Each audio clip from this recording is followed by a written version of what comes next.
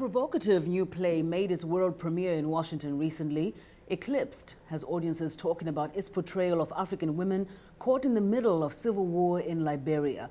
The women are abducted, held in a camp, and forced to become sex slaves and bushwives to a Liberian rebel officer. VOA's Carolyn has more. Characters in the play Eclipsed are based on real people the playwright met in Africa. In this scene, a young, educated woman is asking the other women how long they've been held by the rebel leader. So how many did? Enough to pull your head bald, shut your mouth. Do you want to know? Hey, maybe we can figure it out. No! That's fine. Don't you want to know? I don't know. I think we should know who we are, what year we got, where we come from. The younger woman says the captive women need to be sure to remember who they are, how old they are, and that they can still do something with their lives if they can find the will. My play really it goes right into the underbelly, the things that you never get to really see, which is the wives, meaning abductees, of a commanding officer in the bush of a rebel army.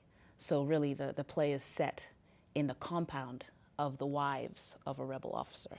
So these are the women who are the most vulnerable, who have experienced some of the worst things, but somehow are, we get to experience and celebrate to some extent their personhoods through really getting into the minutiae of their day-to-day lives.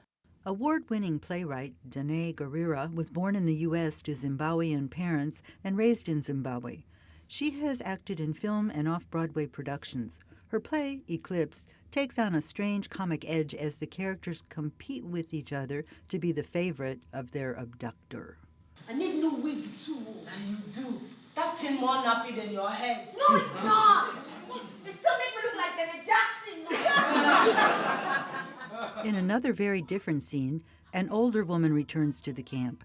She has been one of the slave wives, but has become a soldier and sports her own AK-47. I bring special gift.